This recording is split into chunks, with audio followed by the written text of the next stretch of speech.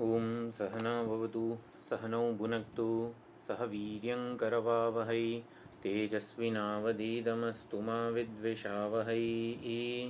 ओम शान्ति शान्ति शान्तिः। ओम आप्यायन्तु ममाङ्गानि वाक्प्राणश्चक्षुश्रोत्रमथो बलमिन्द्रियाणि च सर्वाणि सर्वं ब्रह्मोपनिषदं माहं ब्रह्म निराकुर्यां मा ब्रह्म निराकरोत्। अनिराकरणमस्त्वनिराकरणं मे अस्तु तदात्मनि निरतेय उपनिषत्सु धर्मास्ते मयि सन्तु ते मयि सन्तु। ओम शान्ति शान्ति शान्तिः। हरि ओम श्री गुरुभ्यो नमः। हरि ओम।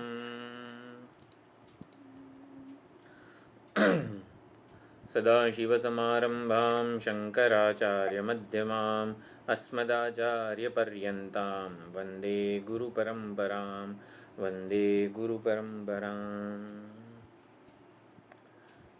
ॐ यैरिमे गुरुभिः पूर्वं पदवाक्यप्रमाणतः व्याख्याताः सर्ववेदान्ताः तान्नित्यं प्रणतोऽस्म्यहम्।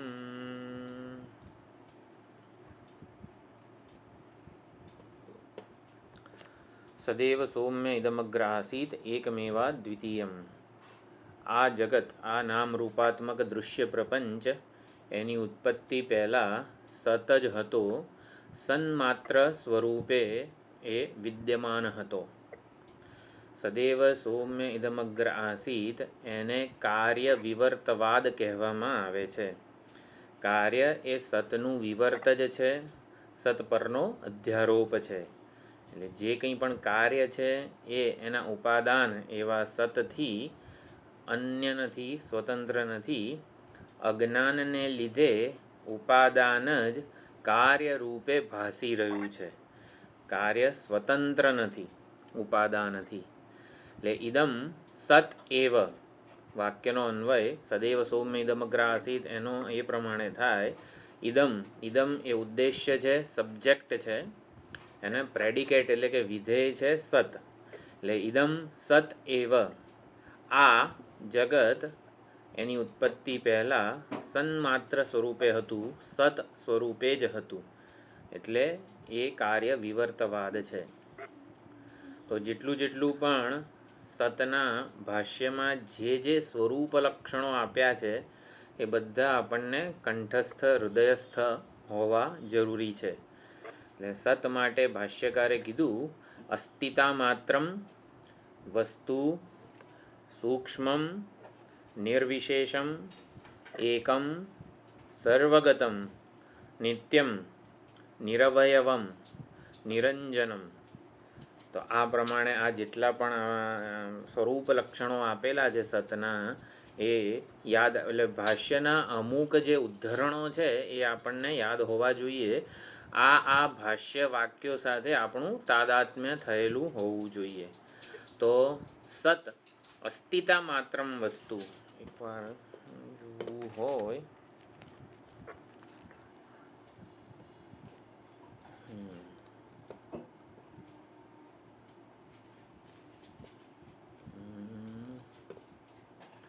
છ બે એક.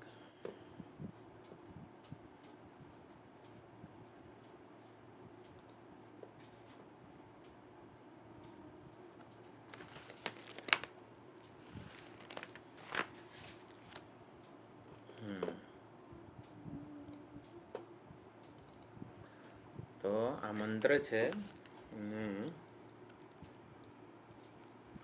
તો સદૈવ સદિતિ અસ્તિતા માત્રમ એક, પછી વસ્તુ સૂક્ષ્મમ નિર્વિશેષમ સર્વગતમ એકમ નિરંજનમ નિરવયવમ વિજ્ઞાનમ યદ અવગમ્યતે સર્વવેદાંતેભ્ય. તો આ પ્રમાણે આ વાક્ય આપણને આ સ્વરૂપ લક્ષણો કહે છે અને એ પણ આ વાક્ય સાથે આપણું તાદાત્મ્ય થવું જોઈએ. આ આપણું પણ સાચું સ્વરૂપ છે. હું શુદ્ધ અસ્તિત્વ સ્વરૂપ કેવું હોય તો આવું હોય, અસ્તિતા માત્રમ.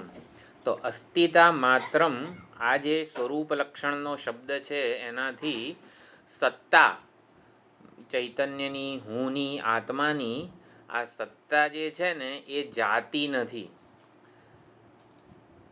હું છું જાતિનો નથી.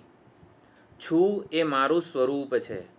હોવું એ મારું સ્વરૂપ છે. હોવું એ મારી જાતિ નથી. જાતિ એટલે સામાન્ય.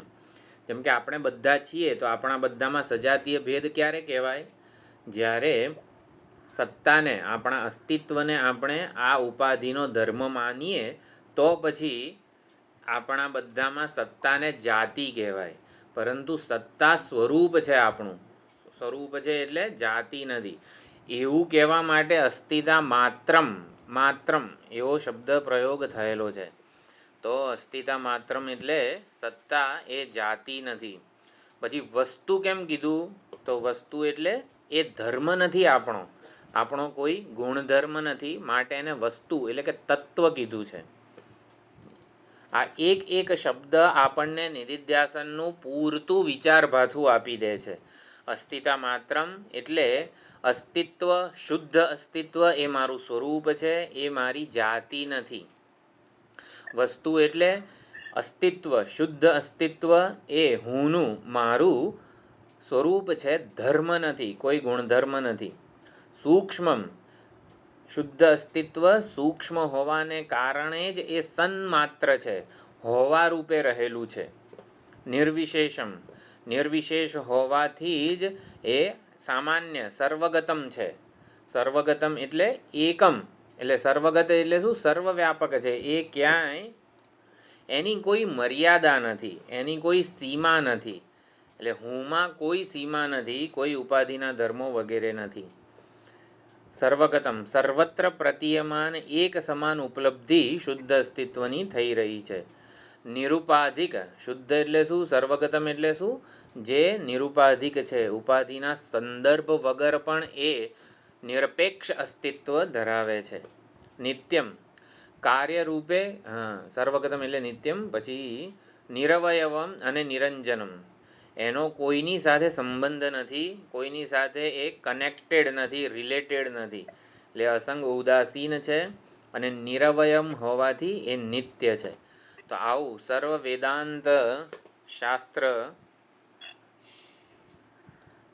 વડે જે પ્રતિપાદન થાય છે હુંનું સ્વરૂપ, શુદ્ધ અસ્તિત્વ કેવું હોય? તો અસ્તિતા માત્રમ વસ્તુ, સૂક્ષ્મમ, નિરવયમ, નિર્વિશેષમ, એકમ, સર્વગતમ, નિત્યમ, નિરંજનમ. આ બધું આપણા સ્વરૂપ લક્ષણો છે. એ પ્રમાણે પણ યાદ રાખવાનું છે. વાક્ય છે ઇદમ સત એવ, આ જગત એની ઉત્પત્તિ પહેલાં સત સ્વરૂપે જ હતું, સન્માત્ર જ હતું.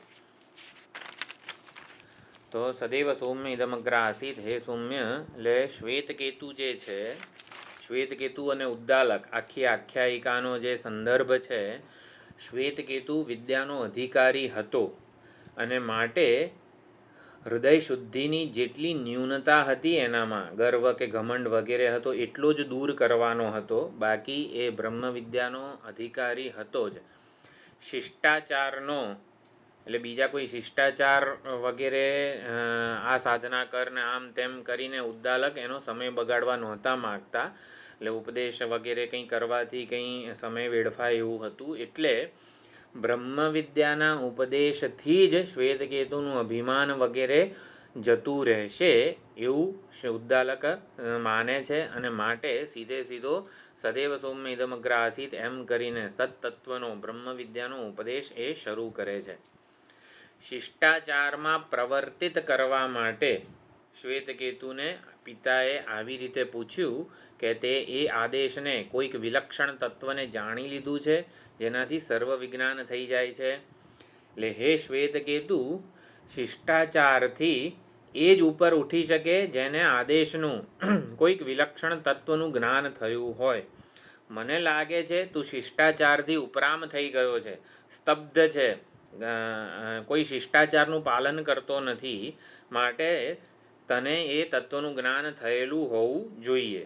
આવું કહે છે. એમ કરીને ઉદ્દાલક શ્વેતકેતુમાં જિજ્ઞાસા જન્માવે છે. તો આખ્યું સદૈવ સૌમ્ય ઇદમગ્ર આસીતથી ઉપાદાન આ સંપૂર્ણ જગતના ઉપાદાન તરફ આપણી દ્રષ્ટિને લઈ જવામાં આવે છે. સત એવકાર જે છે એ અવધારણ શ્રુતિ છે. અવધારણ શ્રુતિ એટલે આ જગત એની ઉત્પત્તિ પહેલાં સત જ હતું, સતથી અતિરિક્ત કંઈ નહોતું. એટલે અવધારણ શ્રુતિનું તાત્પર્ય શું છે? સતથી અતિરિક્ત બીજું કોઈ સજાતીય કે વિજાતીય કશું જ નહોતું. સતને સજાતીય પણ કંઈ નહોતું, સતથી વિજાતીય એવું અસત કે જડ એ પણ નહોતું. આ જગત એની ઉત્પત્તિ પહેલાં માત્ર સત સ્વરૂપે હતું. અત્યારે જે ઇદમ રૂપે અનેક નામ આકાર અને પ્રયોજન રૂપે જણાઈ રહ્યું છે જગત, એ એની ઉત્પત્તિ પહેલાં સત રૂપે હતું. એટલે એમાં નામ અને રૂપ અને પ્રયોજનો અનભિવ્યક્ત, અવ્યક્ત કે અવ્યાકૃત રૂપે રહેલા હતા.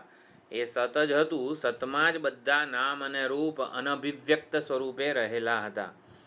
એટલે જ્યારે ઉત્પત્તિ પહેલાંનું નિરૂપણ થતું હોય ત્યારે જો સત્તત્વનું અવધારણ થઈ જાય તો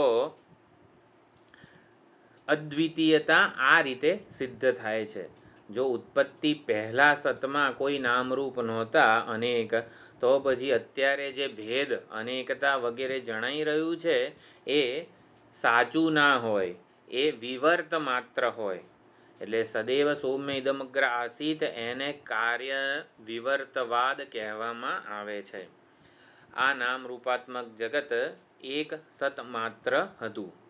તો આસીત હતું એનું તાત્પર્ય શું છે?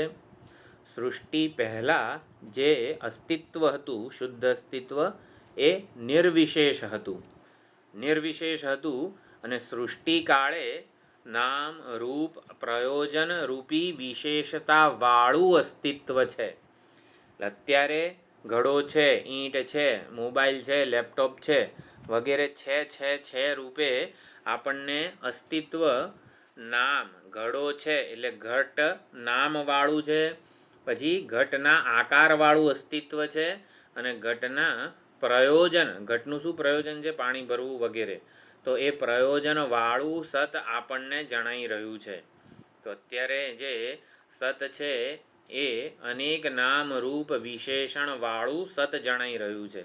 સૃષ્ટિ કાળે નામ રૂપ વિશેષણવાળું સત છે, અને સૃષ્ટિની પહેલાં નામ રૂપ પ્રયોજન વગરનું સત છે, એટલે કે નિર્વિશેષ સત છે. તો નિર્વિશેષ સત એ જ હુંનું સાચું સ્વરૂપ છે. તો અહીંયા વેદાંત સિવાયના બીજા બધા વિચારકો ભગવાનને સત, દેવતા કે પરમાત્માને નિમિત્ત કારણ કે તટસ્થ જ માને છે. ભગવાન નિમિત્ત માત્ર છે, ઉપાદાન નથી. જ્યારે વેદાંત એકમાત્ર શાસ્ત્ર એવું છે જે સત પરમાત્માને જ ઉપાદાન પણ પ્રકૃતિશ્ચ એમ કરીને, પ્રકૃતિ એટલે કે ઉપાદાન પણ સમજે છે અને સ્વીકારે છે. ચૈતન્યને જ જડનું ઉપાદાન કહેવામાં આવે છે. ચૈતન્ય વસ્તુ જડનું ઉપાદાન કેવી રીતે હોય? જો સિદ્ધાંત છે, વાસ્તવિકતા છે કે ચૈતન્ય જ જડનું ઉપાદાન છે. ચૈતન્યમાંથી જ જડ જન્મે છે. તો ચૈતન્યમાંથી જડ કેવી રીતે જન્મે? તો ચૈતન્ય પર જડનો અધ્યારોપ થાય છે, અથવા તો ચૈતન્ય સંકલ્પપૂર્વક જડનું સર્જન કરે છે. જડ એ ચૈતન્યથી જુદી સ્વતંત્ર સત્તા ધરાવતું નથી. માટે જડ એ ચૈતન્ય માત્ર છે. એટલે આ રીતે સમજવાનું છે. આ સંપૂર્ણ જગત, આ નામરૂપાત્મક દૃશ્ય પ્રપંચ, જો એની ઉત્પત્તિ પહેલાં ચૈતન્ય માત્ર સ્વરૂપે હોય તો અત્યારે જે નામરૂપાત્મક જડ પ્રપંચ જણાઈ રહ્યો છે એ ચૈતન્ય માત્ર સ્વરૂપ હોવો જ જોઈએ. સ્વપ્નના દ્રષ્ટાંતથી સરળતાથી સમજી શકાય છે. આપણી પાસે શ્રુતિ, યુક્તિ અને અનુભૂતિ ત્રણેય વસ્તુ હોવી જોઈએ. તો શ્રુતિ પ્રમાણ છે આવી રીતે સદૈવ સૌમ્ય ઇદમગ્ર આસીત. અનુભૂતિ સ્વપ્નની છે. સ્વપ્નમાં સંપૂર્ણ સ્વપ્ન જે જડ પ્રપંચ છે, દૃશ્ય પ્રપંચ, એ ચૈતન્યનું જ વિવર્ત છે. ચૈતન્યનું અજ્ઞાનને લીધે જ એ સંપૂર્ણ જડ પ્રપંચના વ્યવહાર રૂપે આપણને જણાઈ રહ્યું છે. અને યુક્તિ કઈ છે? આ આપણને જે કંઈ યુક્તિઓ આપવામાં આવી છે અહીંયા સમજવા માટે કે કાર્ય જે છે એ કારણથી અનન્ય હોય, એ બધી જ યુક્તિઓ છે. સૃષ્ટિ પૂર્વે કંઈ નહોતું, નામરૂપ નહોતા એવો વેદાંત નથી કહેતું. નામરૂપ નહોતા એવું નથી કહેવા માગતા. નામ અને રૂપ સત માત્ર સ્વરૂપે હતા. વેદાંત સિદ્ધાંત સત્કાર્યવાદ અને વ્યવહાર પૂરતો સ્વીકારે છે. નામ અને રૂપનું સૃષ્ટિ પહેલાં અસ્તિત્વ હતું કે નહોતું? નામ અને રૂપ સૃષ્ટિ પહેલાં સત સ્વરૂપે હતા. નામરૂપ નહોતા એવું વેદાંત કહેતું નથી. બીજા બધા જ વિચારકો ઘડો એટલે શું? નામ અને રૂપ. ઘડો માટીમાં હતો કે નહોતો? ઘડો ઉત્પન્ન થયો એ પહેલાં માટીમાં હતો કે નહોતો? તો માટીમાં અવ્યક્ત રૂપે હતો. ખ્યાલ આવે છે? સમજાય છે આ વસ્તુ?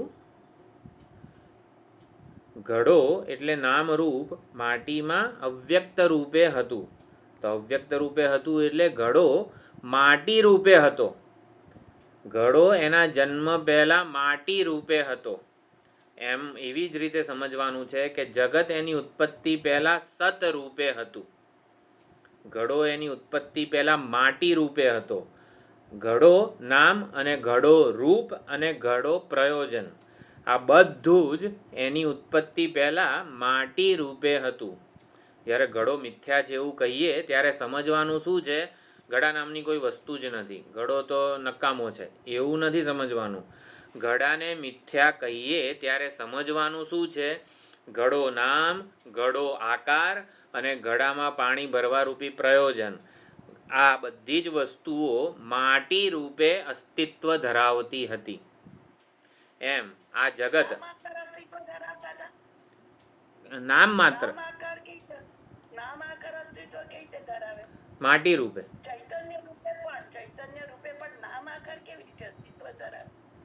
જેમ ઘડો નામ ના ના ના ના ના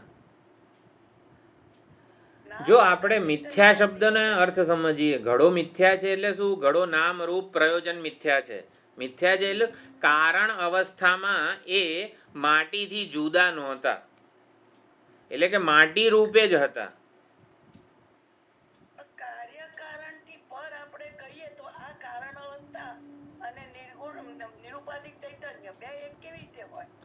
અત્યારે વિવર્તવાદ જ્યારે સમજી રહ્યા હોઈએ ત્યારે કારણ જે છે એ નિરુપાધિક જ હોય.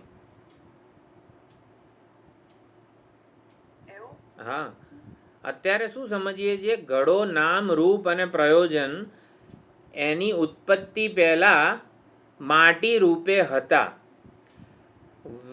નૈયાયિકોથી માંડીને વૈનાશિકો એટલે બૌદ્ધોને બધા એવું માને છે કે નામ અને રૂપ એની ઉત્પત્તિ પહેલાં અસત હતા, માટીમાંય નહોતા. એટલે માટીથી જુદા એ લોકો ઘડાના નામ રૂપ વગેરે જન્મે છે એવું નૈયાયિકો માને છે. માટીમાં નહોતા એવા ઘડો નામ રૂપ જન્મે છે. આપણે વેદાંત એવું કહે છે કે ઘડો નામ, ઘડો રૂપ અને ઘડાનું પ્રયોજન એ માટી રૂપે હતા, માટીથી જુદા નહોતા, એટલે માટી રૂપે અવ્યક્ત હતા. એટલે કાર્ય અને કારણ એ અવસ્થાઓ છે મૂળભૂત તત્વની. કાર્ય અને કારણ બે કંઈ સ્વતંત્ર વસ્તુઓ છે એવું નથી. કાર્ય અવસ્થા એટલે શું? કે જેમાં તત્વના નામ રૂપ પ્રયોજન વ્યક્ત છે. અને કારણ એટલે શું? કારણ અવસ્થા છે તત્વની કે જેમાં તત્વમાં નામ રૂપ પ્રયોજન મેનિફેસ્ટ એટલે કે વ્યક્ત નથી. એટલે કાર્ય અને કારણ બે સ્વતંત્ર જુદી વસ્તુઓ નથી એવું સમજાવવા માટે આ વિચારણા છે વિવર્તવાદની. તો કાર્ય જ કારણ રૂપે વિવર્ત પામે છે, અથવા તો કારણ અવસ્થા છે તત્વની કે જેમાં નામ રૂપ પ્રયોજન બધા અવ્યક્ત રૂપે રહેલા છે, એટલે કે એમાં મૂળભૂત તત્વની પ્રધાનતા છે.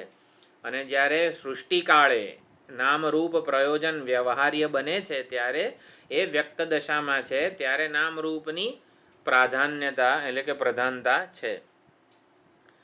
એટલે સૃષ્ટિ પહેલાં નિર્વિશેષ સત છે અને સૃષ્ટિ કાળે નામરૂપ પ્રયોજનની વિશેષતાવાળું સત છે તો સત જ, સત દેવતા કે સત પરમાત્મા જ છે. અત્યારે પણ સત બ્રહ્મ જ છે, નામરૂપ પ્રયોજનની વિશેષતાવાળું છે. પહેલાં નામરૂપ પ્રયોજનની વિશેષતાવાળું નહોતું, એટલે કે સત સ્વરૂપે હતું.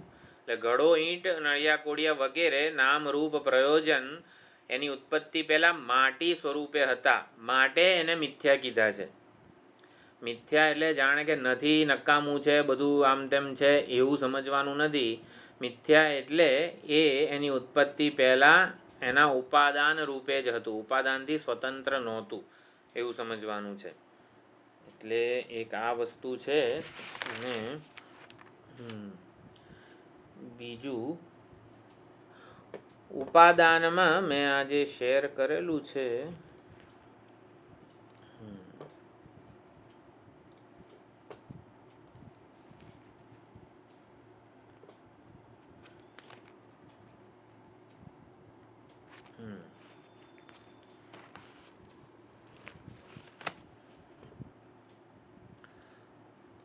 ઉપાદાનમાં જણાતી વિવિધ રસતા, અનેકવિધ રસ જે રહેલા છે. ઉપાદાનમાં અનેકવિધ રસ રહેલા છે. અનેકવિધ રસ એટલે અનેકતા, વિવિધતા, વિશેષતા, વિષમતા એ રહેલી છે. એ કાર્ય આકારે જ રહેલી જણાય છે. અને એક રસતા એની સ્વાભાવિક છે. જે મૂળભૂત ઉપાદાન તત્વ છે એમાં એક રસતા, રસતા નથી, રસતા સ્વાભાવિક છે. વિવિધ રસતા કાર્ય આકારે નામ રૂપ પ્રયોજનના સ્તરે જ રહેલી છે. અનેક રસવાળા કાર્યોમાં કારણ એક રસ જ છે, એટલે એક જ છે, એક તત્વ જ રહેલું છે. સત્કાર્યવાદ એટલે કારણમાં કાર્ય પહેલેથી વિદ્યમાન છે. માટીમાં ઘડો નામ, ઘડો રૂપ, ઘડો પ્રયોજન પહેલેથી વિદ્યમાન છે એવું સમજવાનું છે સત્કાર્યવાદ એટલે. આ વિધાનથી અસતનો નિષેધ માત્ર થાય છે. એટલે માટીમાં ઘડો નહોતો એવું જે લોકો માને છે, જનરલી આપણે બધા એવું માનીએ છીએ કે રોટલીનો લોટ લઈએ અને રોટલી બનાવીએ. જ્યારે રોટલી નહોતી બની ત્યારે રોટલીઓ નહોતી ને. અલંકારમાંથી સુવર્ણમાંથી અલંકાર બનાવીએ ત્યારે અલંકારો નહોતા. જનરલી એવું માનીએ છીએ આપણે, પરંતુ સમજવાનું એ છે કે અલંકારો નહોતા એવું નથી. આપણે બધા જીવો અને આ સંપૂર્ણ જગત ક્યારેય નહોતું એવું નથી. આપણે બધા અનાદિકાળથી અસ્તિત્વમાં છીએ. નત્વેવાહમ જાતુનાસમ નત્વમ નેમે જનાધિપાહ ન ચૈવ ન ભવિષ્યામહ. ભગવદ્ ગીતાનો શ્લોક છે ને, ભગવાન આ જ કહેવા માગે છે. આપણે એવો કોઈ સમય નહોતો જ્યારે આપણે નહોતા. જીવો અને જગત બધું જ અનાદિકાળથી આપણે અસ્તિત્વ ધરાવીએ છીએ. એટલે કે ઉત્પત્તિ કે સર્જન કે શરૂઆત નામની વેદાંતમાં કોઈ વસ્તુ નથી. તો ઉપાદાન જે છે તો સત્કાર્યવાદ એટલે શું? કારણમાં કાર્ય પહેલેથી વિદ્યમાન છે. એનું પ્રયોજન શું છે? તાત્પર્ય શું છે? કારણ નથી. એટલે કે ઉત્પત્તિ પહેલાં જગત નહોતું. ઘડો ઉત્પન્ન થયો ને પહેલાં ઘડો નહોતો એવું એ સમજનો નિષેધ કરવા માટે કીધેલું છે. ઉત્પત્તિ પહેલાં પણ ઘડો તો હતો જ, એટલે અસત નથી એવું જ માત્ર પહોંચાડવું છે. વેદાંતમાં કાર્યની સત્તા શું છે? સદસદ વિલક્ષણમ. વેદાંતમાં કાર્ય કોને કહેવામાં આવે છે? સત અસત વિલક્ષણ, સદસદ વિલક્ષણ. આ શબ્દ ક્યાંય સાંભળેલો છે? સદસદ વિલક્ષણમ. માયા માટે. હા, વેદાંતમાં જે કંઈ પણ ઉત્પન્ન થાય છે કાર્ય ઉપાદાનમાંથી એને સદસદ વિલક્ષણ કહેવામાં આવે છે. એને સત છે એવું પણ રજ્જુ સર્પને છે એવું કહેવાય ના કહેવાય. રજ્જુ સર્પને નથી એવું કહેવાય ના કહેવાય. એટલે છે એવું પણ ના કહેવાય, નથી એવું પણ ના કહેવાય. છે એવું કેમ ના કહેવાય? કારણ કે ટોર્ચ લાઇટ બતાવીએ ત્યારે એ રહેતું નથી, રજ્જુ સર્પ. અને નથી એવું કેમ ના કહેવાય? કારણ કે ભય, કંપન, પલાયન બધો જ વ્યવહાર જન્માવે છે. એટલે સદસદ વિલક્ષણમ એ કાર્યની વ્યાખ્યા છે વેદાંત મતે. ઘડો કોને કહેવાય? સદસદ વિલક્ષણમ. ઘડો છે એવું પણ ના કહેવાય, ઘડો નથી એવું પણ ના કહેવાય. ઘડા વિશે કશું જ કહી શકાય નહીં. ઘડા વિશે આટલું બધું, આટલા બધા ક્લાસથી ઘડો જ ભણાવીએ છીએ, છતાં પણ સમજવાનું શું છે? ઘડા વિશે કશું જ આપણે નિશ્ચિત રૂપે કહી શકાય નહીં. ઘડો છે એવું પણ ના કહેવાય, ઘડો નથી એવું પણ ના કહેવાય. સદસદ વિલક્ષણમ. ઘડો અનિર્વચનીય છે. સંસાર જગત અનિર્વચનીય છે. નામ રૂપ પ્રયોજન અનિર્વચનીય છે. અનિર્વચનીય છે એટલે શું? અજ્ઞાનને લીધે ભાસે છે માત્ર. હકીકતમાં નથી એવા નામરૂપ પ્રયોજન પરમાત્મામાં સતમાં ભાસી રહ્યા છે. રજ્જુમાં નથી એવો સર્પ રજ્જુમાં ભાસી રહ્યો છે. એવી જ રીતે સતમાં નથી એવા નામરૂપ સતમાં જ ભાસી રહ્યા છે. એટલે એવું કે સત તરફ આપણી દ્રષ્ટિને કેન્દ્રિત કરવી છે. માટે કહેવામાં આવે છે કે આ નામરૂપ પ્રયોજન જ્યારે નહોતા ત્યારે સત માત્ર હતું. સત માત્ર હતું એવું નહીં. જો વાક્યનો અન્વય સમજવાનો છે. જગત એની ઉત્પત્તિ પહેલાં નહોતું એવું નથી કહેતા. સત રૂપે હતું. સદૈવ સૌમ્યદમગ્ર આસીત. તો જગત નામ, જગત રૂપ, જગત પ્રયોજન, વ્યવહાર બધું જ સત રૂપે હતો. ઘડો એની ઉત્પત્તિ પહેલાં માટી રૂપે હતો. ઘડો માટી રૂપે હતો ને માટે અત્યારે એ મિથ્યા છે. ઘડો માટી રૂપે હતો એની ઉત્પત્તિ પહેલાં, માટે અત્યારે જ્યારે ઘડો વ્યવહાર યોગ્ય છે ત્યારે જ એ મિથ્યા છે. આવું સમજવાનું છે.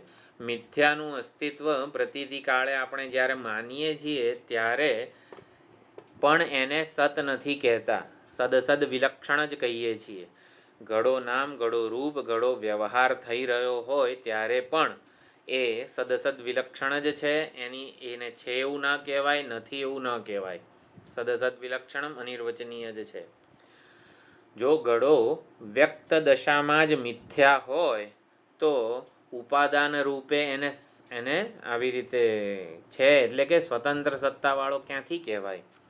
પ્રતીતિ કાળે, વ્યવહાર કાળે જ જો એ સદસદ વિલક્ષણ હોય, મિથ્યા હોય, અનિર્વચનીય હોય તો એને કયા સમયે છે રૂપે એવું કહેવાય? છે રૂપે એટલે કે તત્વ રૂપે, મૂળભૂત વસ્તુ રૂપે, સ્વતંત્ર અસ્તિત્વ ધરાવતા વસ્તુ રૂપે કહેવાય. જ્યારે ઉત્પત્તિ પહેલાં જ નહોતો ઇન ધ સેન્સ સતરૂપે હતો, સ્વતંત્ર નહોતો. તો આ પ્રમાણે એકમ એવ અદ્વિતીયમ એ સતનું સ્વરૂપ છે. એકમ એવ અદ્વિતીયમ. તો એકથી આવી રીતે સ્વગત ભેદ જુદા જુદા આચાર્યો જુદી જુદી રીતે સમજાવે છે. એકથી સજાતીય ભેદ નિવૃત્તિ પણ કહે છે અને એવથી સ્વગત ભેદ નિવૃત્તિ પણ કહે છે. તો સદૈવ સૌમ્યદમગ્ર આસીત એકમેવા દ્વિતીયમ તદ્ધૈકે આહુહુ એમ કરીને મંત્રમાં કહે છે. આ વિષયમાં કેટલાક લોકો અવૈદિકો, અહીંયા અવૈદિકોનું ઉદ્ધરણ ભાષ્યકાર આપે છે. અવૈદિકો એટલે જે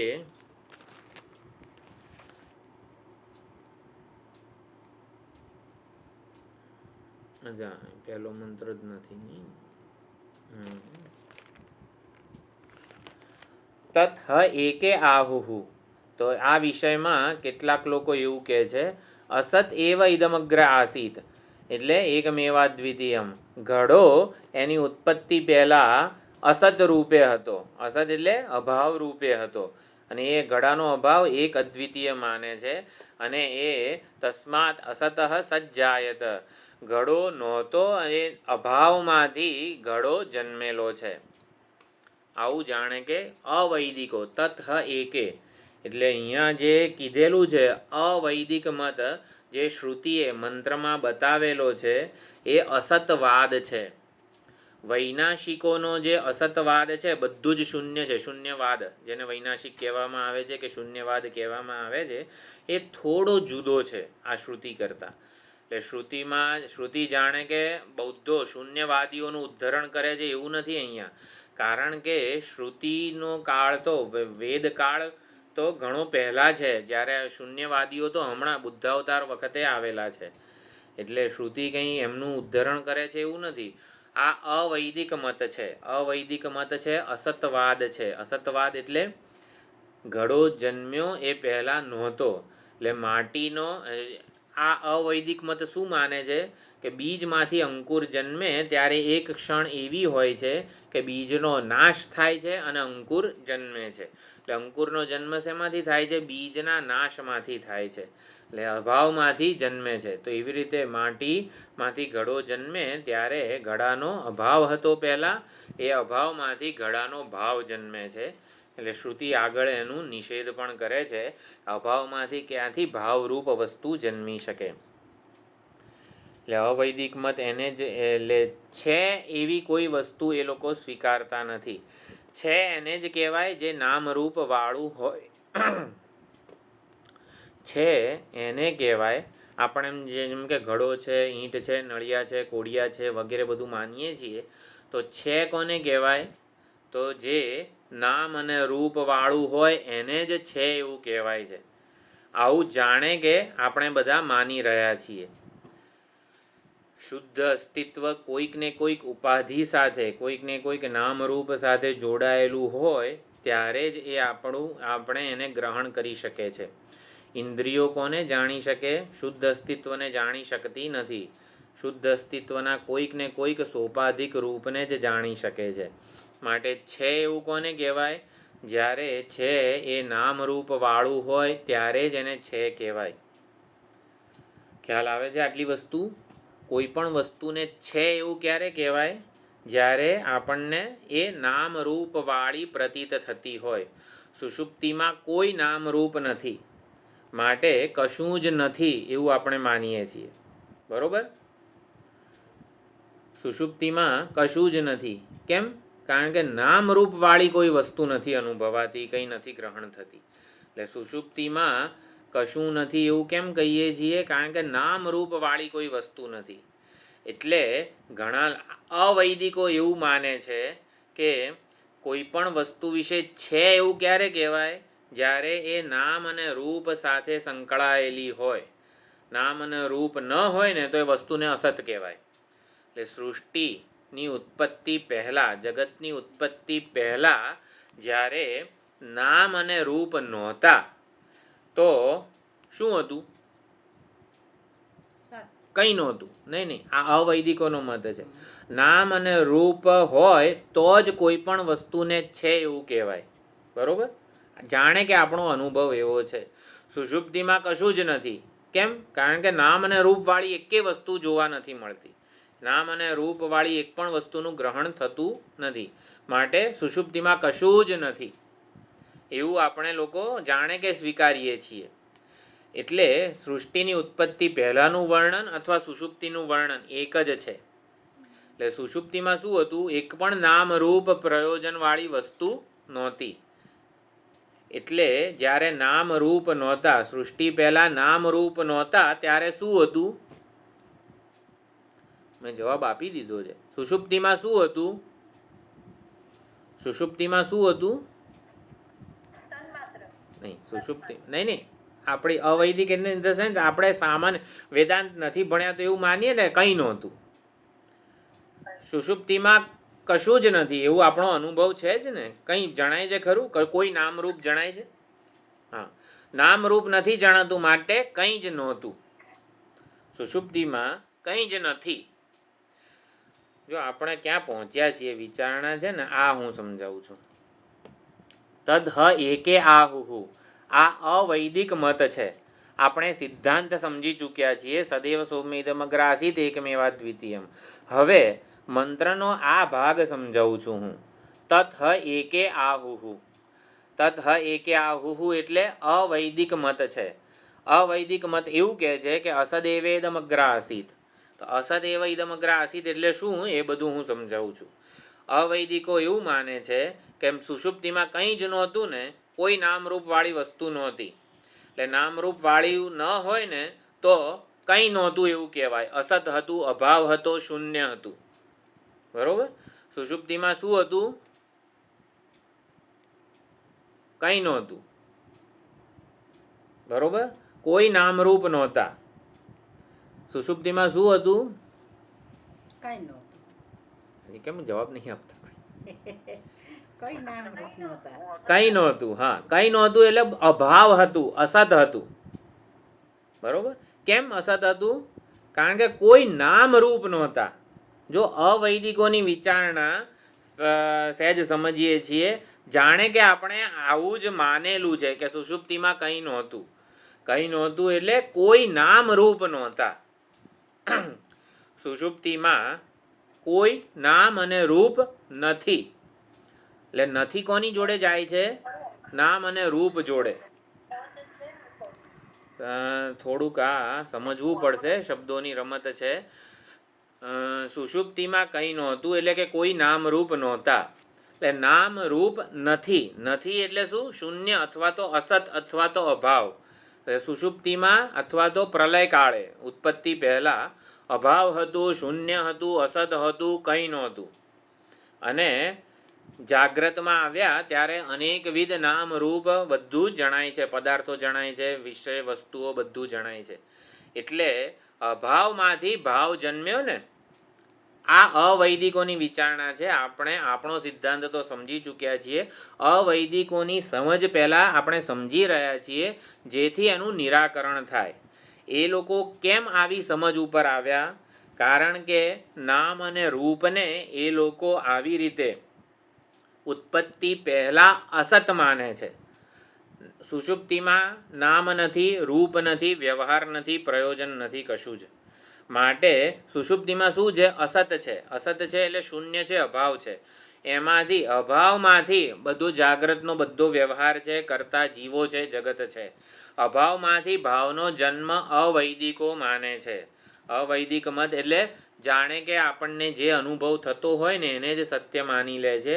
અનુભવનું વિશ્લેષણ નથી કરતા, અનુભવ પર વિચાર નથી કરતા. અનુભવ પર વિચાર માત્ર અને માત્ર વેદાંત એક શાસ્ત્ર કરે છે. બધા જ વિચારકો અનુભવને સત્ય માને છે અને અનુભવને સમજાવવાનો પ્રયત્ન કરે છે. આપણે અનુભવને અધ્યારોપ માનીએ છીએ. વેદાંત શાસ્ત્રમાં અનુભવની સત્તા શું છે? અધ્યારોપ. આપણને જે કંઈ પણ અનુભવ થાય છે ને એ અધ્યારોપ છે.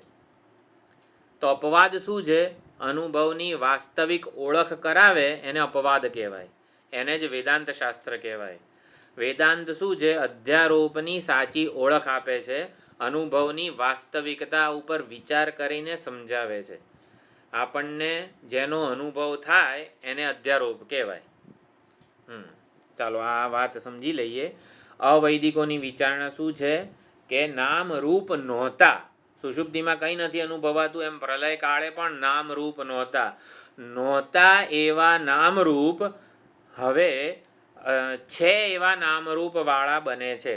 સુષુપ્તિ માટીમાં ઘડો છે, ઘડાનો આકાર છે એવું જે વેદાંત કહે છે એવું અવૈદિકો નથી માનતા. અવૈદિકો કેવું કહે છે?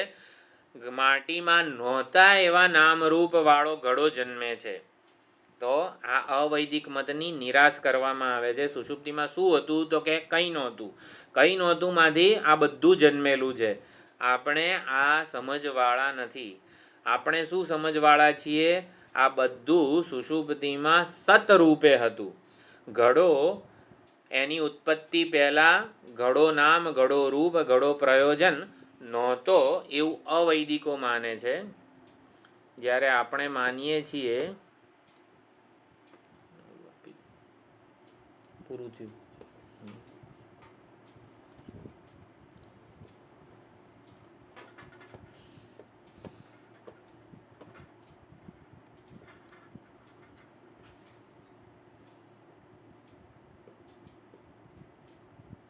Recording in progress.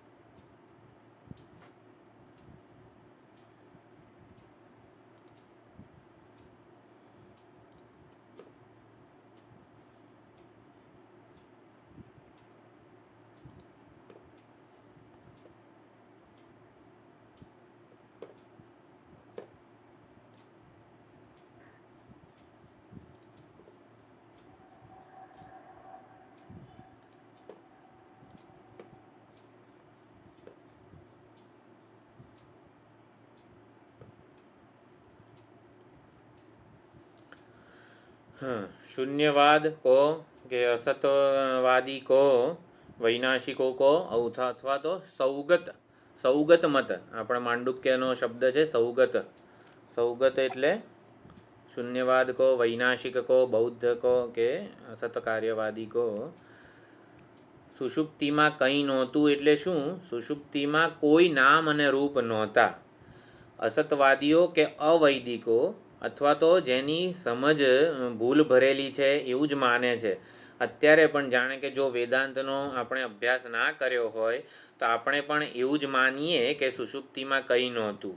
એટલે કંઈ નહોતું એટલે શું? કોઈ નામ અને રૂપ નહોતા. એટલે અસ્તિત્વને આપણે હંમેશા નામ અને રૂપ વિશેષતાવાળું જ સમજીએ છીએ. અસ્તિત્વનું હંમેશા સોપાધિક રૂપ જ સમજીએ છીએ. અસ્તિત્વ એટલે છે અથવા તો હોવાપણું. તો ઘડો છે, વ્યવહાર છે, બધી જ વસ્તુઓ છે રૂપે. એટલે નામ અને રૂપ સાથે જોડાયેલું હોય એને જ આપણે અસ્તિત્વ માનીએ છીએ. તો અસ્તિત્વ નામ અને રૂપ સાથે જોડાયેલું ના હોય ત્યારે કેવું હોય છે એ સમજવાનો પ્રયત્ન કરવાનો છે. જેમ કે કોઈ પણ મોબાઈલ છે, ઘડો છે, કોઈ પણ વસ્તુ સાથે જોડાયેલું અસ્તિત્વ જ આપણને હોવાપણું છે, સત્તા જેને કહીએ છીએ એ ગ્રહણ કરીએ છીએ. એટલે સત શબ્દ અને સત બુદ્ધિ આપણે હંમેશા આવી રીતે કોઈક ને કોઈક નામ રૂપ સાથે જોડાયેલું જ સમજીએ છીએ. હવે એ સતનું, એ અસ્તિત્વનું શુદ્ધ સ્વરૂપ કેવું છે એ સમજવું હોય તો નામ અને રૂપ સાથે જોડાયેલું ન હોય એ સમજવું પડે. એટલે જ્યારે નામ અને રૂપ નહોતા ત્યારે કેવું અસ્તિત્વનું સ્વરૂપ હતું એ આવી રીતે વેદાંત શાસ્ત્ર આ 6થા અધ્યાયમાં સમજાવે છે. અવૈદિકોની વિચારણા કેવી છે કે સુષુપ્તિમાં કંઈ નહોતું. કંઈ નહોતું એટલે શું? કોઈ નામ અને રૂપ નહોતા. એટલે અવૈદિકો અથવા તો ઝાઝો વિચાર ન કર્યો હોય એવા આપણે બધા લોકો એવું જ માનીએ છીએ કે નામ અને રૂપ સુષુપ્તિમાં અથવા તો એની ઉત્પત્તિ પહેલાં નહોતા, એટલે કે અસત હતા. એટલે નામ અને રૂપને અવૈદિકો અસત કહે છે એની ઉત્પત્તિ પહેલાં. જ્યારે વેદાંત શાસ્ત્રની સમજ એ છે કે નામ અને રૂપ એની ઉત્પત્તિ પહેલાં એટલે કે સુષુપ્તિમાં સતરૂપે હતા. સતરૂપે હતા એટલે કે અવિદ્યમાં, શું કહેવાય એને, અપ્રગટ એટલે કે અનભિવ્યક્ત રૂપે હતા. કારણ અવસ્થામાં હતા, અવ્યકૃત રૂપે હતા. નામ અને રૂપ નહોતા એવું નહીં. નામ અને રૂપ પણ સતરૂપે હતા. બધી જ વસ્તુઓ સતરૂપે વિદ્યમાન છે એવું સમજવાનું છે. સતરૂપે જ એમનું અસ્તિત્વ છે. સતથી વધીને એમનું જરા પણ અસ્તિત્વ નથી. સત સિવાય એમનામાં કોઈ તથ્ય નથી, વાસ્તવિકતા નથી, તાત્વિકતા કશું જ નથી. એટલે અવ્યક્ત રૂપે હતા ને એના કરતાં હવે થોડીક સમજ આપણે ઉત્કૃષ્ટ બનાવવાની છે. સતરૂપે અવ્યક્ત હતા એમ. અસ્તિત્વથી સ્વતંત્ર નહોતા એટલે અસ્તિત્વ રૂપે હતા. અસ્તિત્વ અથવા તો સત પરમાત્મા, સત બ્રહ્મ રૂપે હતા. નામ અને રૂપ વૈદિકોના મતે સતરૂપે હતા. અવૈદિકોના મતે નામ અને રૂપ અસત હતા, નહોતા. નામ અને રૂપ નહોતા. આપણે પણ અત્યારે નામ અને રૂપ વાળા જ અસ્તિત્વને સ્વીકારીએ છીએ વ્યવહારમાં. તો નામ અને રૂપ વાળા અસ્તિત્વને સ્વીકારવું એ તો અવૈદિક મત છે. એટલે કે એ ઉત્પત્તિ પહેલાં નહોતું એવું માને છે. આપણે શું માનીએ? જે ઉત્પત્તિ પહેલાં બધું જ સતરૂપે હતું. જો ઉત્પત્તિ પહેલાં સતરૂપે હતું એવું સમજી લઈએ અને સ્વીકારી લઈએ ને તો અત્યારે પણ સતરૂપે જ છે એવું સમજવા માટે આપણે પાસે ઠોસ યુક્તિ હોય અને એ રીતે સતની અદ્વિતીયતાને આપણે સહજતાથી સમજી લઈએ અને સ્વીકારી લઈએ. ઉત્પત્તિ પહેલાંનું આટલું બધું વિચાર કેમ કરે છે ઉપનિષદ? અદ્વિતીયતા પહોંચાડવી છે, સતની અસ્તિત્વની, હુંની અદ્વિતીયતા પહોંચાડવી છે. એટલે ઉત્પત્તિ પહેલાં જ્યારે નામરૂપ સતરૂપે હતા એવું સમજી લઈએ, એટલે હંમેશા નામરૂપ નહોતા, એના કારણમાં નહોતા એવું નથી સમજવાનું. કારણમાં ન હોય એવા નામરૂપનો જન્મ નથી થતો, અવ્યક્ત નથી થતું. કારણમાં સતરૂપે વિદ્યમાન હોય એવા નામરૂપની અભિવ્યક્તિ થાય છે. ઉપાદાનમાં સતરૂપે વિદ્યમાન હોય એવા નામરૂપ કે કાર્યની અભિવ્યક્તિ થાય છે. કાર્ય પહેલેથી કારણમાં વિદ્યમાન છે. કયા રૂપે વિદ્યમાન છે? સતરૂપે વિદ્યમાન છે. તો આ શ્રુતિનો અસતવાદ એટલે શ્રુતિ યુક્તિ અનુભૂતિ ત્રણેયથી સમજવાનું છે. કંઈ નહોતું એમાંથી કશું જ જન્મી ન શકે. શ્રુતિનો અસતવાદ, અસતવાદ એટલે વૈનાશિક ની નજીક છે. વૈનાશિક શ્રુતિના અસતવાદની નજીક છે. શ્રુતિ કંઈ વૈનાશિક બૌદ્ધોનું ઉદ્ધરણ કરે છે એવું નથી. કોઈ પણ વસ્તુ ઉત્પન્ન કરવા માટે ઉપાદાન રૂપે એ સત હોવું જ જોઈએ. 10 રોટલીનો લોટ બાંધ્યો હોય, એમાંથી 10 રોટલી બનાવીએ તો 10 રોટલી એના લુવામાં આપણે લોટમાં વિદ્યમાન હતી એવું સમજવાનું છે.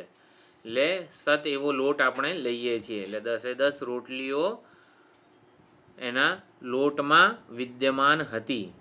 એટલે અસત ઉપાદાન શ્રુતિ યુક્તિ અને અનુભૂતિથી વિરુદ્ધનું છે.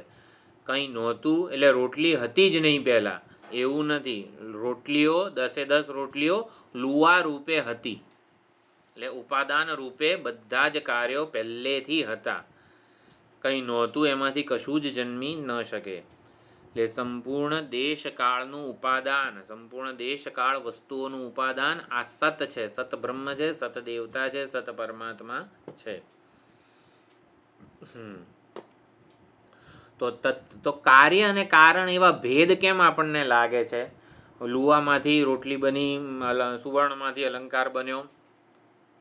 કાર્ય અને કારણનું તત્વ વાસ્તવિકતા શું છે? એક જ તત્વ એની કાર્ય અવસ્થા અને કારણ અવસ્થા. એટલે કાર્ય અને કારણ એ અવસ્થાઓ છે તત્વની. તો તત્વની કારણ અવસ્થામાં આવી રીતે તત્વનું પ્રાધાન્ય છે, તત્વનો જ વ્યવહાર થાય છે. જ્યારે તત્વની કાર્ય અવસ્થામાં નામરૂપ પ્રયોજનનું પ્રાધાન્ય છે, નામરૂપ પ્રયોજનનો વ્યવહાર થાય છે, ઉપયોગિતા છે. એ કાર્ય અને કારણ એવા બે શબ્દો કેમ છે? તો કે એ એક જ તત્વની અવસ્થાઓ છે. તો કાર્ય અને કારણ એ અવસ્થા ભેદ છે. પરમાત્મા અને જગત એમાં ભેદ શું છે? તો કે અવસ્થાનો ભેદ છે. પરમાત્મા અને જગત એ અવસ્થાનો ભેદ છે. ઉત્પત્તિ પહેલાં આ જગતનું નામ પરમાત્મા હતું. ઉત્પત્તિ સૃષ્ટિ થઈ પછી પરમાત્માનું નામ જગત બની ગયું છે. તો પરમાત્મા અને જગત વચ્ચે શું છે? અવસ્થા ભેદ જ છે માત્ર. સત અને નામરૂપ વચ્ચે ભેદ શું છે? અવસ્થા ભેદ છે. તો ઉત્પત્તિ પહેલાં નિર્વિશેષ સત હતું અને અત્યારે જેને આપણે જગત કહીએ છીએ, નામરૂપ પ્રયોજન કહીએ છીએ, એ બધું જ અવસ્થાંતર છે. સતનું અવસ્થાંતર છે, પરમાત્માનું અવસ્થાંતર જ છે. એટલે પરમાત્મા જ છે, પરમાત્મા સિવાય કશું નથી. એટલે એમાં નામરૂપ પ્રયોજનની ઉપયોગિતા છે, પ્રાધાન્ય છે ઉત્પત્તિ કાળે. એટલા માટે સૃષ્ટિની પહેલાં એ તત્વની અવસ્થાનો વિચાર કરવામાં આવે છે, જેથી અત્યારે એની વાસ્તવિકતા શું છે એનું નિર્ધારણ થઈ શકે.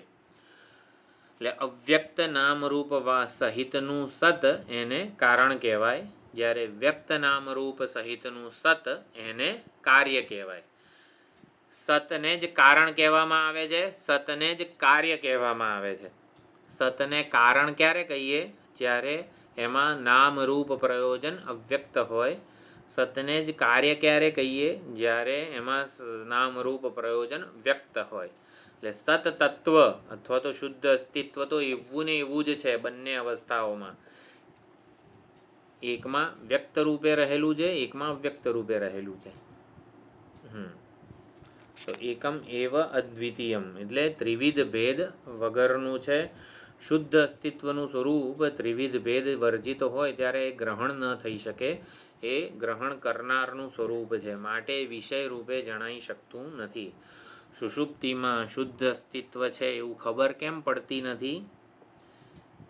કારણ કે ખબર ત્યારે જ પડે જ્યારે શુદ્ધ અસ્તિત્વ કોઈક ને કોઈક નામ અને રૂપવાળું સહિતનું અનુભવાય. શુદ્ધ અસ્તિત્વ નામ રૂપ વગરનું હોય ત્યારે એ હુંથી જુદું હોતું નથી, એટલે કે એ અનુભવાઈ ના શકે, ગ્રહણ ના થઈ શકે. શુદ્ધ અસ્તિત્વ હુંનું સ્વરૂપ છે, મારાથી જુદી વસ્તુનો જ મને અનુભવ થાય. જ્યારે નામ અને રૂપનો આપણે ઉત્પત્તિ પહેલાં બાદ કરીએ છીએ, સમજવાનો પ્રયત્ન કરીએ છીએ, ત્યારે એ હુંથી જુદું હોતું નથી, માટે એનું ગ્રહણ ન થઈ શકે. તો આટલું એક થયું. હવે જે અવૈદિક મત છે એનો નિરાશ કરવામાં આવે છે. ક્યાં ગયું?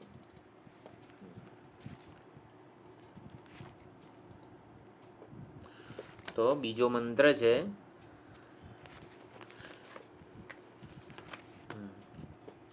કુતસ્તુ ખલુ સૌમ્ય એવમ સ્યાત ઇતિ હોવાચ.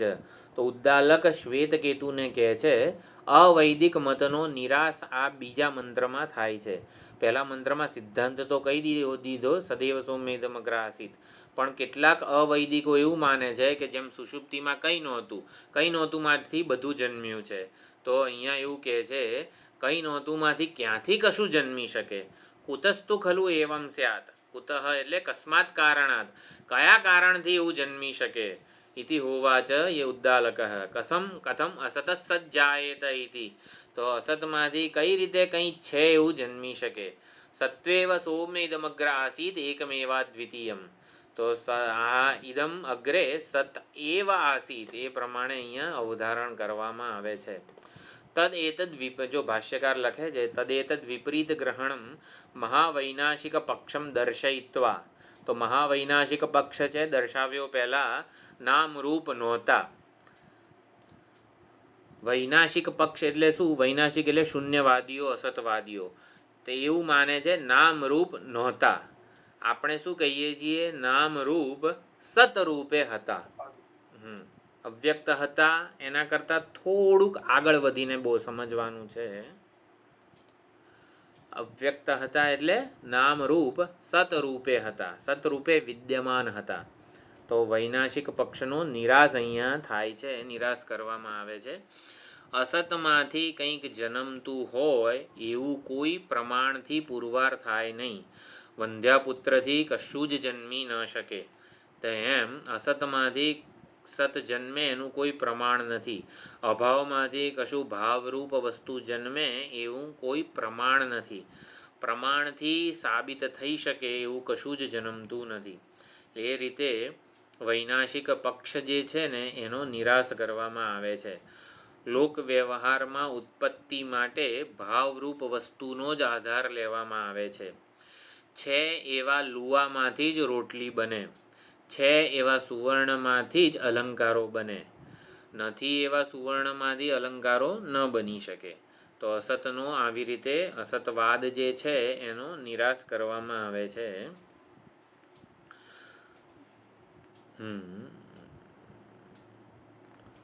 તો સત વસ્તુ, ચાલો એ છે સત પરમાત્માથી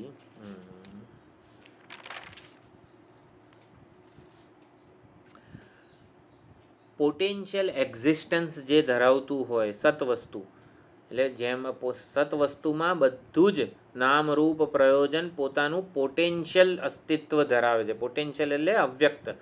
તો સતરૂપે વિદ્યમાન એવા નામરૂપ જ પ્રગટ થાય છે, અભિવ્યક્ત થાય છે. તો ભગવાન અવ્યક્તમાંથી વ્યક્ત કરે છે. ક્રિએશન એટલે શું? વેદાંતની પરિભાષામાં મેનિફેસ્ટેશન, એટલે કે અભિવ્યક્તિને સૃષ્ટિ કીધેલી છે. તો ભગવાન અભિવ્યક્ત માત્ર કરે છે. જીવોના અનાદિકાળના જે કર્મો છે એને વ્યક્ત કરે છે. જગત પણ અનાદિ જ છે અને માટે એ વ્યક્ત થાય છે સતમાંથી. વ્યક્તમાંથી અવ્યક્ત થવું અને પાછું અવ્યક્ત થઈ જવું, આ પ્રમાણે સૃષ્ટિ જે છે એ અનાદિકાળથી ચાલુ છે. તો એ અસતવાદ જે છે એનો નિરાશ કરવામાં આવે છે. મહાવૈનાશિક પક્ષ, તો તદેતદ વિપરીત ગ્રહણમ એટલે કંઈ નહોતું એમાંથી કઈ રીતે કશું જન્મી શકે. કુતઃતુ ખલુ એટલે કે કુતસ્તુ પ્રમાણાત ખલુ, કયા પ્રમાણથી તમે કીધું કે અસતમાંથી સત જન્મે છે. ન કુતશ્ચિત પ્રમાણાદેવમ સંભવતી, એવું કોઈ પ્રમાણથી ગોચર થતું નથી. એ લોકો એવું માને છે બીજ ઉપમર્દે અંકુરઃ જાયમાનઃ, એટલે બીજનો નાશ થાય ત્યારે અંકુર જન્મે છે એવું જોવામાં આવે છે. કેમ ગયું નથી?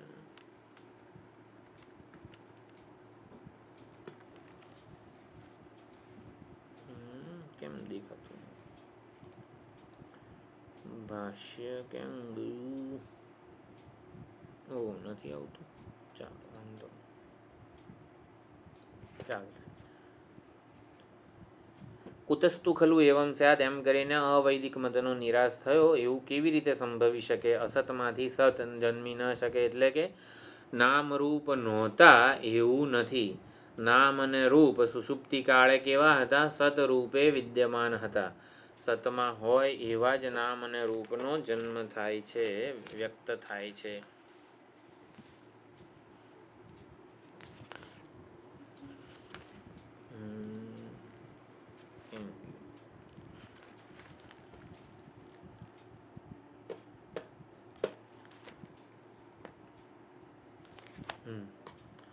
તો બીજા મંત્રમાં આવી રીતે અવૈદિક મતનો નિરાશ થયો. હવે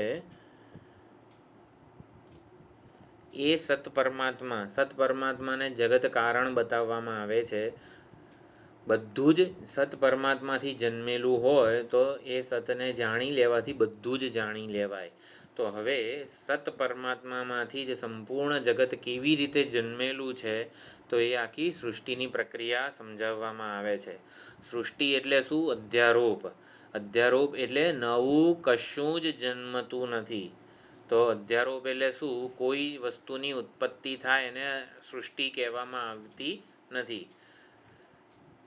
સત પરમાત્મા મૂળભૂત ઉપાદાન ઉપર નામ અને રૂપનો અધ્યારોપ થાય એને જ સૃષ્ટિ કે સર્જન કહેવામાં આવે છે. સર્જનમાં વેદાંતનું તાત્પર્ય નથી. વેદાંતનું તાત્પર્ય અદ્વિતીયતામાં છે. ઉપાદાનની અદ્વિતીયતા કોઈક રીતે પહોંચાડવી છે. તો ઉપાદાનની અદ્વિતીયતા પહોંચાડવા માટે સર્જન અથવા તો અધ્યારોપની પ્રક્રિયા કે મોડેલ એનો આશરો લેવામાં આવે છે. તો એ સત પરમાત્માએ ઈક્ષણ કર્યું અને આવી રીતે સંપૂર્ણ જગતની ઉત્પત્તિ કરી. જે પરમાત્માએ સંકલ્પપૂર્વક જગતનું સર્જન કર્યું છે અને જે પરમાત્માએ સંકલ્પપૂર્વક પોતે રચેલા જગતમાં પ્રવેશ કરેલો છે, એ જ સર્વ જીવોના હૃદયમાં અંતર્યામી રૂપે બિરાજમાન છે. એ પરમાત્માને નમસ્કાર કરીએ છીએ. પરમાત્માને શ્રેષ્ઠ નમસ્કાર કયા કહેવાય?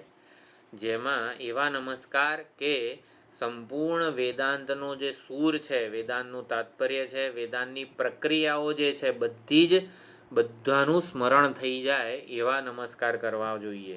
એટલે કે જે પરમાત્માએ સંકલ્પપૂર્વક જગતનું સર્જન કર્યું. જગતનું સર્જન કર્યું એટલે કે સર્જનહાર થઈ ગયા. સર્જનહાર એટલે આવી રીતે સંકલ્પપૂર્વક ચૈતન્યએ જળ જગતનું સર્જન કરેલું છે. એટલે જળ જગત પરમાત્માથી જુદું નથી. પરમાત્મા પોતે જ આ જગત રૂપે ભાસી રહ્યા છે. જે પરમાત્માએ સંકલ્પપૂર્વક સર્જન કરેલું છે, એટલે પરમાત્મા પોતે જ સંકલ્પપૂર્વક આ જગત રૂપે ભાસી રહ્યા છે અને એની સાથે વ્યવહાર કરવા માટે જીવ રૂપે પ્રવેશ કરેલો છે જગતમાં. એ પરમાત્માને આપણે નમસ્કાર કરીએ છીએ. તો સત્તત્વ જે છે એ જ અત્યારે દ્રષ્ટા અને દૃશ્યના ભેદવાળું જણાઈ રહ્યું છે. સત પરમાત્મા જ સંકલ્પપૂર્વક દૃશ્ય જગત રૂપે ભાસે છે અને સત પરમાત્મા જ દ્રષ્ટા રૂપે અવતરે છે. સત પરમાત્મા દૃશ્યનો સંકલ્પ કરે છે અને સ્વયં દ્રષ્ટા રૂપે અવતરિત થાય છે દૃશ્યને સાથે વ્યવહાર કરવા માટે. તો એક ચૈતન્ય તત્વ જ દ્રષ્ટા અને દૃશ્ય એમ બે રૂપે કલ્પાય છે. તો દ્રષ્ટા અને દૃશ્ય એવા બે રૂપે એક ચૈતન્ય સતતત્વ કલ્પાય એને જ સર્જન કે સૃષ્ટિ કહેવામાં આવે છે. તો ચિદરૂપ પરમાત્માએ આ ઈક્ષણ કર્યું છે. તો એ મંત્ર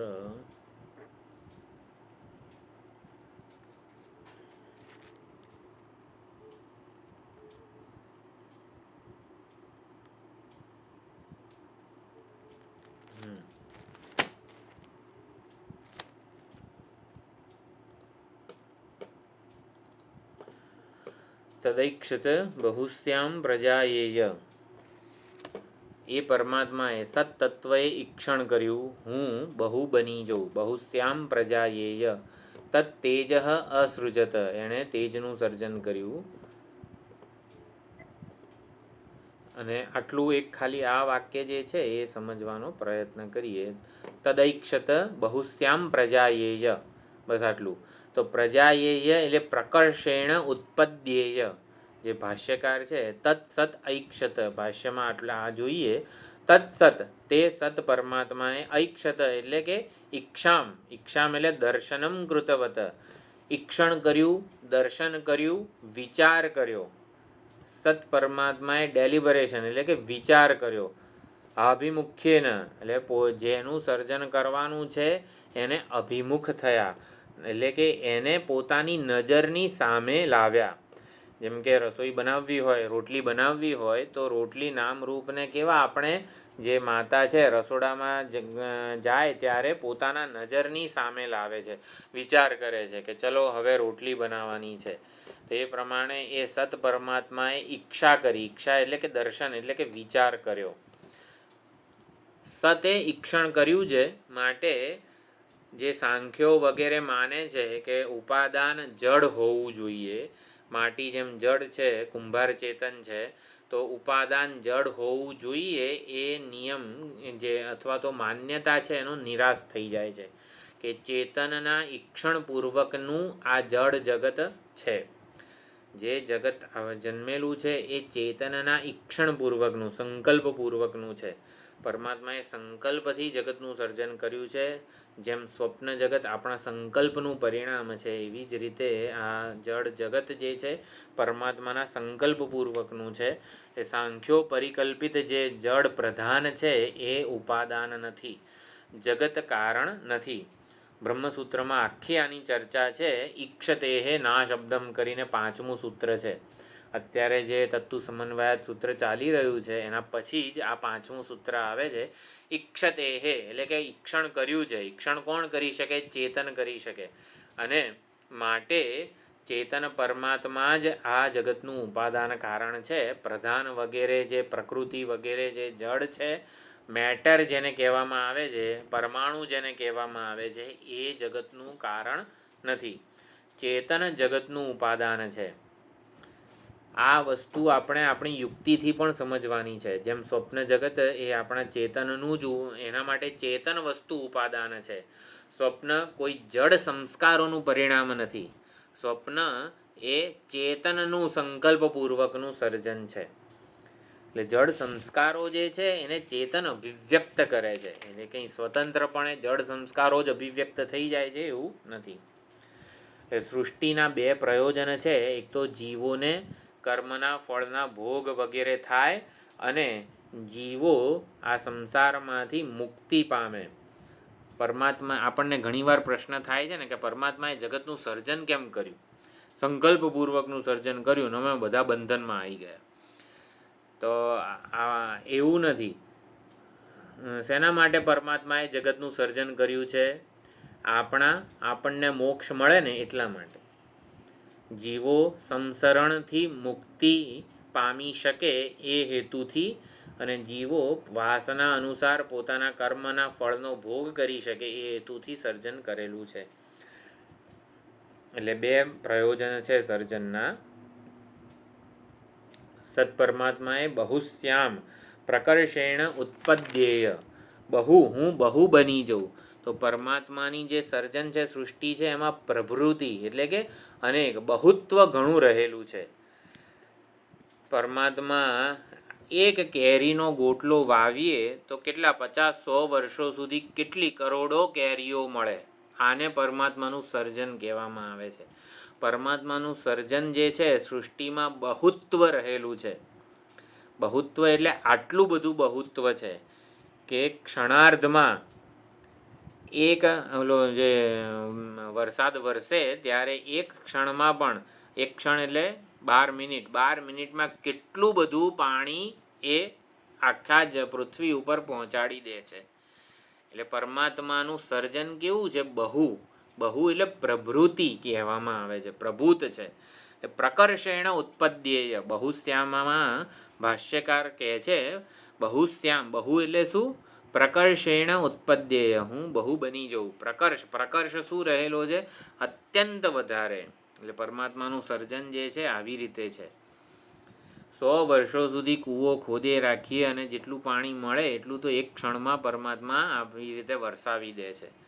એટલે અત્યંત સુંદર આ બધી તત સત ઐક્ષત, ઈક્ષણપૂર્વક જગતનું સર્જન કર્યું છે. એ સુંદર વિચારણા હવે આવે છે. સંકલ્પપૂર્વકનું સર્જન કરીને કેવી રીતે બહુ બની ગયા છે પરમાત્મા, બહુ રૂપે ભાસવા લાગ્યા છે. રૂપમ પ્રતિરૂપો બભૂવ તદસ્ય રૂપમ પ્રતિચક્ષણાય. પરમાત્મા કેમ બહુ બની ગયા?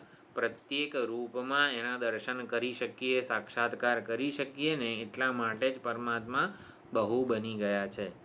સુંદર રહસ્ય ત્રીજા મંત્રમાં પ્રગટ થાય છે. આવતી વખતે વિચાર કરીશું. ઓમ પૂર્ણમદઃ પૂર્ણમિદં પૂર્ણાત પૂર્ણમુદચ્યતે પૂર્ણસ્ય પૂર્ણમાદાય પૂર્ણમેવાવશિષ્યતે. ઓમ શાંતિ શાંતિ શાંતિ. હરિ ઓમ. શ્રી ગુરુભ્યો નમઃ. હરિ ઓમ.